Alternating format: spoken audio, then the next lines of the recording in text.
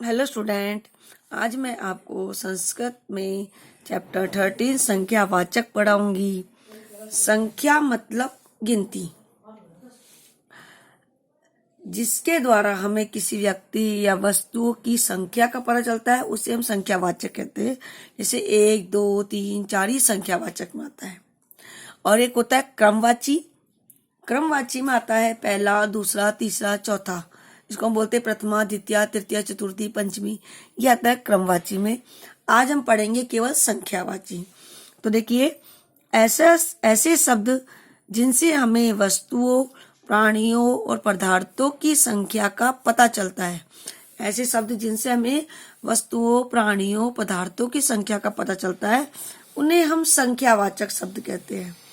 जैसे 1, 2, 3, तो 1 को कहते हैं एक है, 2 को द्वो और 3 को त्रय। ये पुल्लिंग शब्द है, एक है, द्वो और त्रय इत्यादि। संख्यावाचक शब्द प्राय विशेषण के रूप में प्रयुक्त होते हैं। संख्यावाचक शब्द का प्रयोग प्राय विशेषण के रूप में करते हैं, अतः इसमें लिंग, विभक्ति, वचन के विशेष के अनुसार ही ये प्रयुक्त किए जाते हैं। मतलब जो अगला वाला विशेष शब्द जो है, जिस लिंग का है, जिस विभक्ति का, जिस वचन का है, तो संख्या तो विशेषण है, संख्या भी उसी विभक्ति की, उसी लिंग की, उसी वचन की लगाई जाती है। यदि विशेष से पुल्लिंग है तो संख्यावाचक शब्द का प्रयोग भी पुल्लिंग में ही होगा, और यदि विशेष से स्त्रीलिंग है तो संख्यावाचक शब्द का प्रयोग भी स्त्रीलिंग में ही होगा। और यदि विशेष से नपुंसकलिंग है तो संख्यावाचक शब्द का प्रयोग भी नपुंसकलिंग में ही होगा। 1 से लेकर 4 तक तो तीनों लिंगों के जो रूप होते हैं अलग अलग बनते हैं। जैसे 1 से बनता है 1 से लेकर 4 तक, जैसे पुल्लिंग बनता है एक है, स्त्रीलिंग में एका, नपुंसक में एकम। उसी प्रकार द्वो, द्वे और द्वे। फिर आएगा त्रय, तिस्र, त्रीणि, चत्वार, चतुरस्र, चत्वारि। तो इस प्रकार 1 से लेकर 4 तक तो शब्द में पुल्लिंग, स्त्री, नपुंसकलिंग के अलग अलग शब्द बनते हैं, लेकिन 5 से अधिक जो भी संख्या आती है उसके तीनों लिंगों के समान एक जैसे बनते हैं। ठीक है ना। अब देखो, 5 से 10 तक के जो रूप है वो लिंगों में एक समान, तीनों लिंगों में एक समान बनते हैं। जैसे यहाँ पर एग्जाम्पल दिए हुए हैं, ऐसे एग्जाम्पल दिया हुआ है पुल्लिंग का, स्त्रीलिंग का, नपुंसकलिंग का। जब बताया लिंग में 3 होते हैं संस्कृत में, पुल्लिंग, स्त्री, नपुंसकलिंग। तो पुल्लिंग का एग्जाम्पल भी दिया हुआ है, एक है बालके पढ़ती, यानी कि एक बालक पढ़ता है। तो बालक पुल्लिंग है ना, इसलिए हमने एक लगाया है। एका बालिका पढ़ती, एक बालिका पढ़ती है, तो बालिका स्त्रीलिंग है, इसलिए मैंने यहाँ पर एका लगाया है। उसी प्रकार एकम फलम पतति, एक फल गिरता है, तो इसमें फल एक है, नपुंसकलिंग है, इसलिए हमने एकम लगाया बेटा। इसी प्रकार द्वो बालको पठता है, यानी कि बालक पुल्लिंग है, 2 द्विवचन में, तो द्वो बालको पठत है, 2 बालक पढ़ते हैं। द्वे बालिके पठत है, 2 बालिकाएं पढ़ती है। द्वे फले पतत, और 2 फल गिरते हैं। ठीक है ना। तो ये फल नपुंसकलिंग से द्वे आया है 2 के लिए, स्त्रीलिंग में भी द्वे आता है, और पुल्लिंग में आता है द्वो। उसी प्रकार है बहुवचन में आएगा आपके त्रय बालका पठंती, 3 बालक पढ़ते हैं। तिस्र बालिका पठंती, 3 बालिकाएं पढ़ती है। और त्रीणि फलानि पतंती, 3 फल गिरते हैं। ठीक है, आगे समझ में। देखो, अगर आपको पूछे 1 से 4 तक गिनती लिखी तो आप लिखोगे एक है, एका, एकम। तो एक है तो पुल्लिंग के लिए, एका स्त्रीलिंग के लिए, और एकम नपुंसकलिंग के लिए। फिर 2 के लिए द्वो, द्वे, द्वे, तो द्वे पुल्लिंग के लिए, द्वे स्त्रीलिंग के लिए, और द्वे नपुंसकलिंग के लिए। 3 के लिए त्रय, तिस्र, त्रीणि, तो त्रय पुल्लिंग के लिए, तिस्र स्त्रीलिंग के लिए, और त्रीणि नपुंसकलिंग के लिए। अब आगे देखिए, चत्वार बालका क्रीडन्ति, 4 बालक खेलते हैं। तो बालक पुल्लिंग 4 के लिए क्या आएगा, चत्वार। चतुरस्र बालिका क्रीडन्ति, 4 बालिकाएं खेलती है, तो बालिका स्त्रीलिंग ले चतुरस्र आएगा। चत्वारि फलानि पतन्ति, 4 फल गिरते हैं, तो फलानी नपुंसकलिंग वर्ड है, इसलिए 4 के लिए आएगा चत्वारि। ठीक है तो अर्थ 4 का 4 ही है, ले पुल्लिंग के लिए 4 के लिए क्या आता है, चत्वार।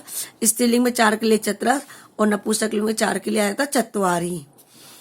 फिर इसके बाद पंच बालिका नृत्यंती, 5 बालक नृत्यंती नाचते हैं। पंच बालिका नृत्यंती, 5 बालिकाएं नाचती है। और पंच फलानी पतंती, 5 फल गिरते हैं।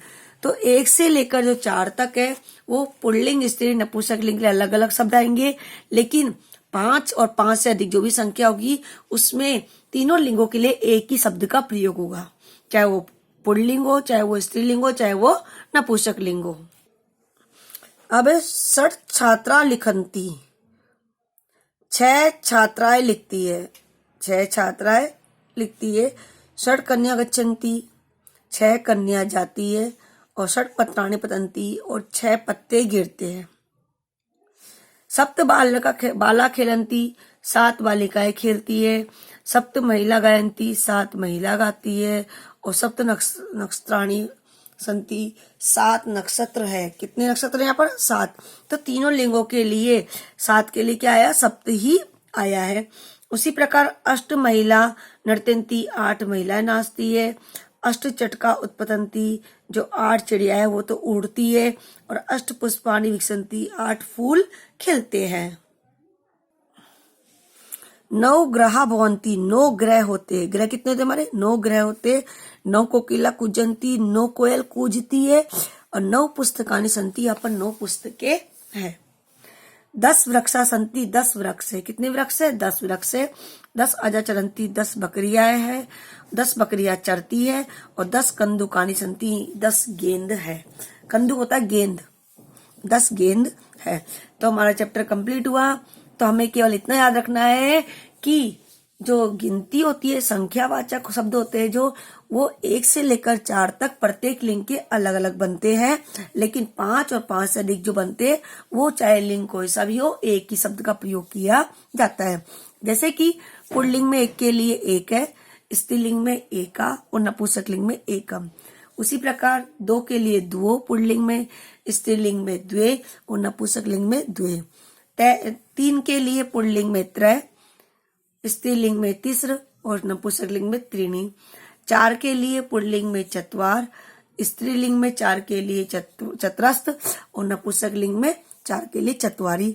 बाकी 5 के लिए पंच, 6 के लिए 6, 7 के लिए सप्त, 8 के लिए अष्ट, 9 के लिए 9 और 10 के लिए 10।